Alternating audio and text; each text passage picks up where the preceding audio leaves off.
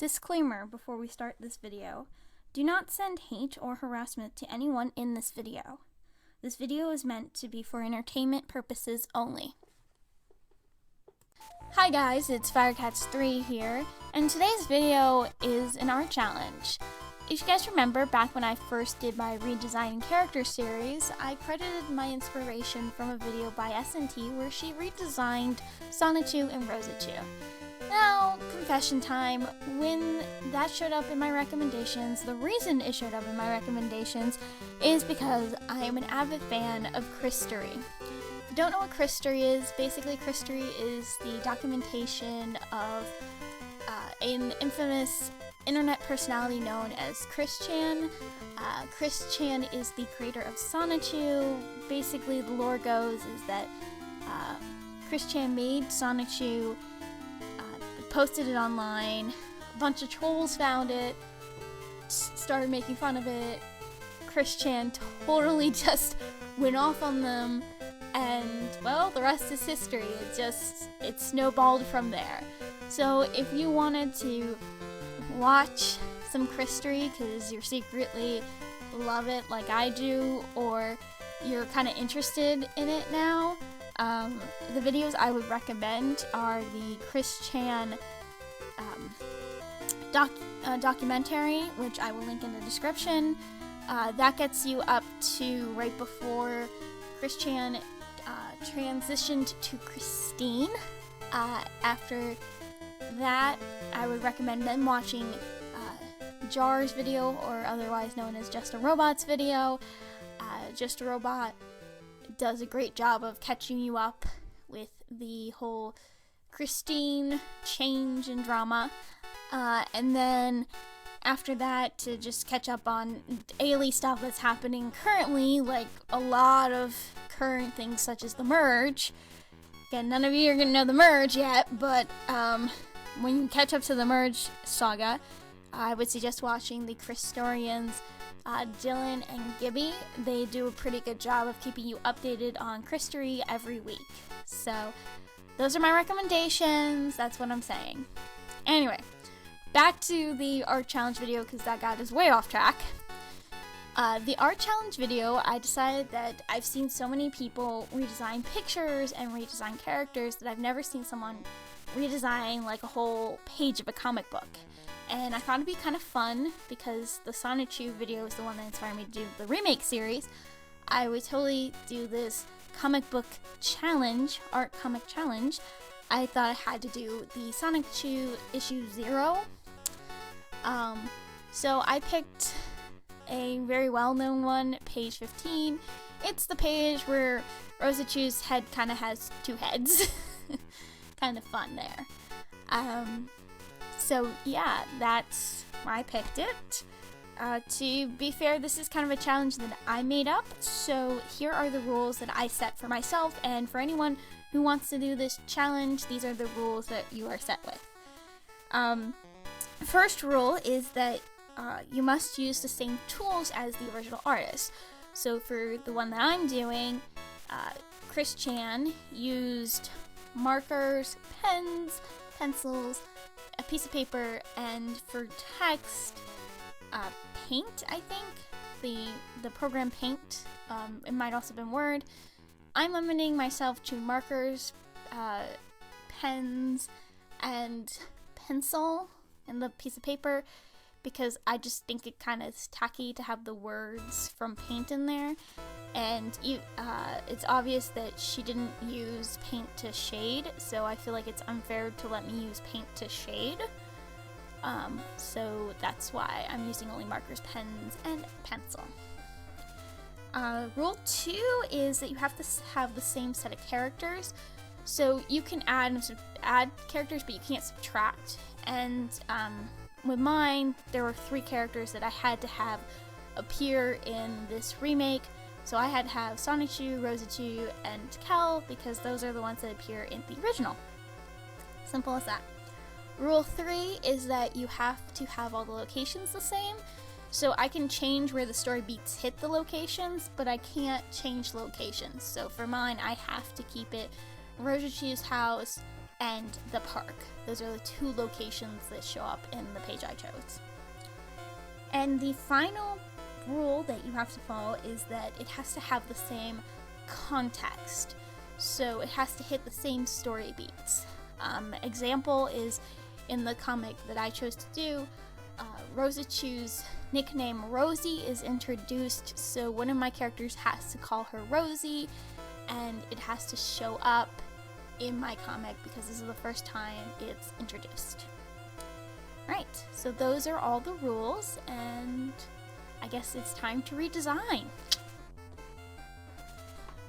So while redesigning this comic, I decided that the best start would be to write out all the words and kind of create a script for myself, an idea of what story beats I had to hit. It ended up being way longer than I wanted it to be, so I really cut down on a lot of the dialogue in my comic later. After that, I had to redesign the characters, and lucky for me, because I am a Christery fan, I had already come up with my own redesigns for Rosachu and Sonichu. So Rosachu and Sonichu, in their redesigns, I made them into these creatures I called electric rats. And basically they kind of look like sewer people. And they have long pointy ears like elves and tails like Pikachu, kind of. And a little bit of Sonichu lore. Rosachu is actually a transgender woman. So I thought it'd be a cool little detail to cut her tail. So it kind of looks like a surgery as opposed to a natural female Pikachu tail. Pikachu tails, females have this little heart bump to them. So hers is a cut one like she had surgery for it. So I thought that was kind of cool. After I redesigned them, I had never ever redesigned Kel, and because I was kind of making these not, well, Pokemon, I was like, okay, I have to redesign Kel. She looks too young, too innocent, and I don't want her to be a trainer. I want her to be like a roommate for Rosachu. So when I redesigned her, I tried to make her look older, kind of like someone who would have, you know, actually been renting out a room. And I kind of like her redesign. It reminds me of, like, I want to say it's the 80s that kind of had the very weird plastic obsession, but I'm pretty sure I'm wrong. If anyone can come up with what decade that is, that'd be great. But I really like her hair. The ponytail came out nice, and I kept the colors the same. She's still in a blue dress with a pink heart, but now it's like a pink heart necklace as opposed to being on her shirt. Oh, those days when I used to do that. Anyway, after that, I sketched out all the panels that I really wanted to change and do. So for the first set of panels, Chris-chan separated them out into looking directly at them, so I changed it to now. Instead, I thought it was kind of cuter if it looked like Rosachu was completely flirting with Sonichu, and Sonichu was just like, that's cool. And then the next panel, so I kind of combined them into one panel because I felt like it was just a waste of time to have 2 panels. And then to kind of fix the double head of Rosachu, I just made it so she looked off to the side, so she looks confused, and then boom, hey Rosie. And to kind of get past the awkwardness, so in the original comic, Kel is making Rosie and her lunch when Sonichu just appears out of nowhere. And it kind of gets very awkward from there. So instead, I made it so that Sonichu was like her blind Tinder date kind of thing. So Kel's actually just, the only reason she's bothering Rosachu is because this is what a good roommate does, guys. If they make extra food, they offer you the extra food. And that's what she's doing. She's like, hey, I made too much stew. Do you want some? And, oh, wow, you have a guest. I'm sorry.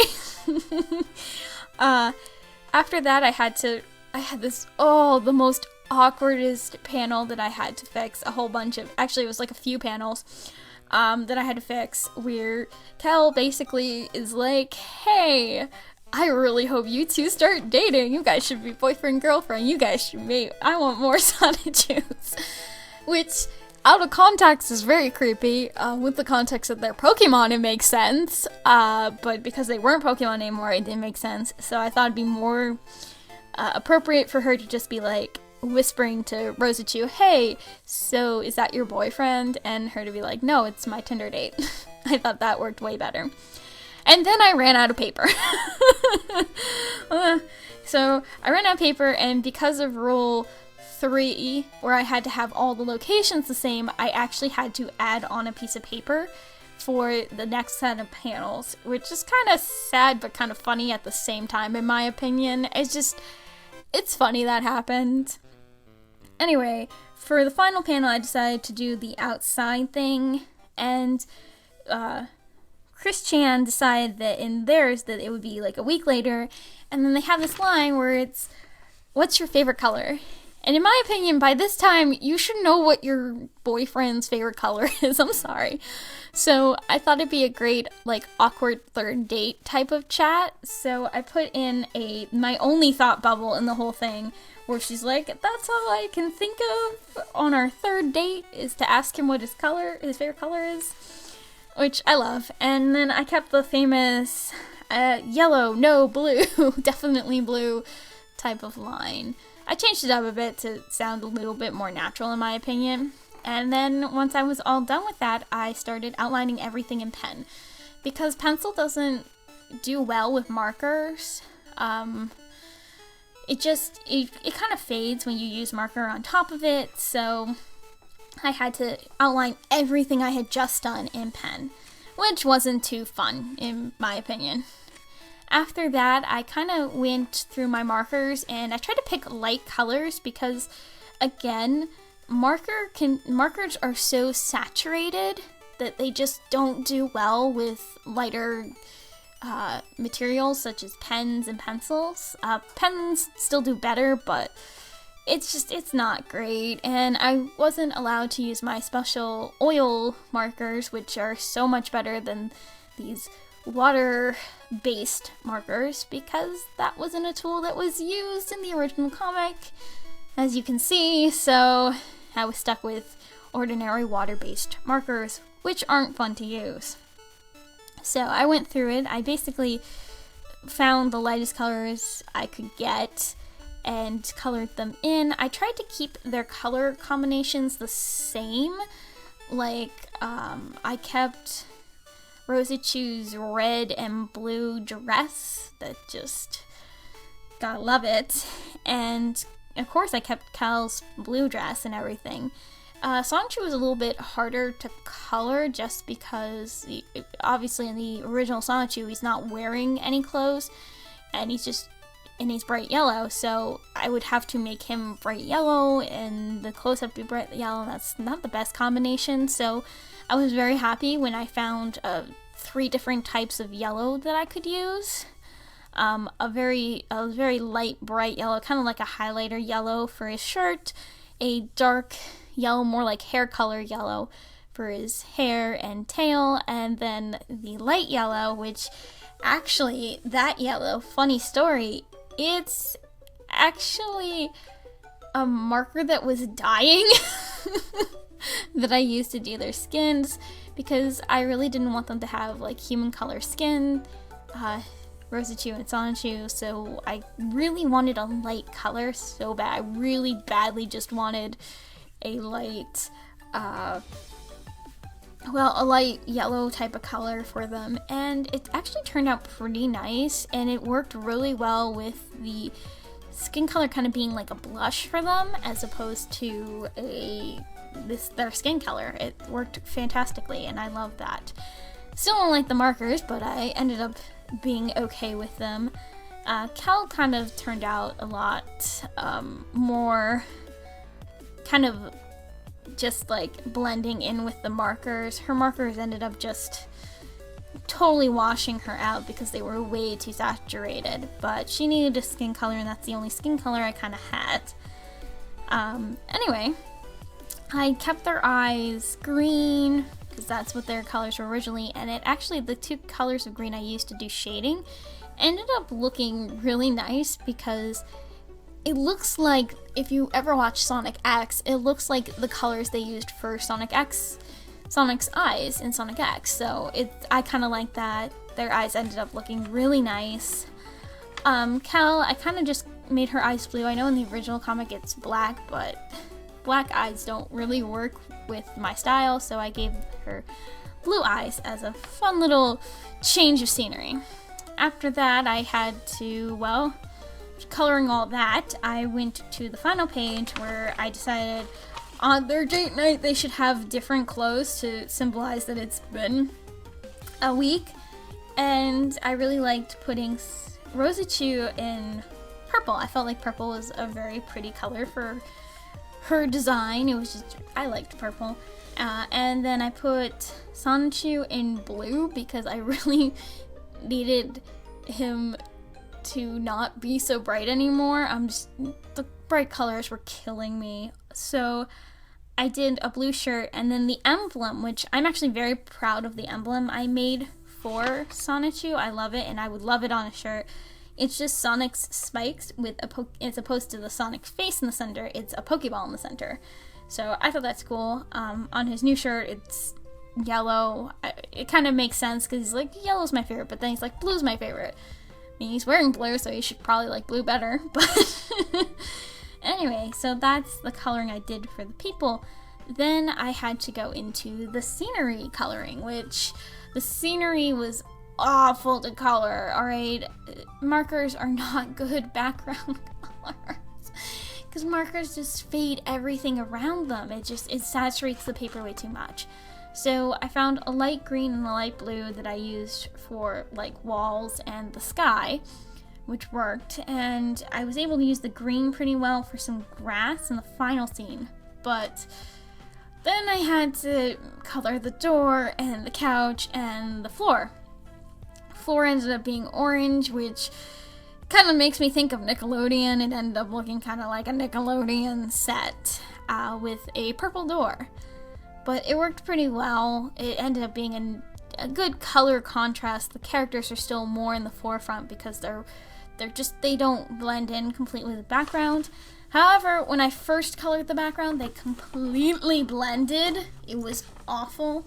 It was just like they were completely blending. So I took a Sharpie. I took my black Sharpie because I do not have a black pen. So I was like, or not a black pen, a black marker. And I thought, hey, black marker, Sharpie, that works. That can be my one change to the rules. So I used a Sharpie to outline all the characters and to outline all the boxes to show the different boxes. And then when I finished that, I realized the word bubbles weren't popping anymore, so I also had to outline them in Sharpie, which was just awful. Just awful, awful, awful.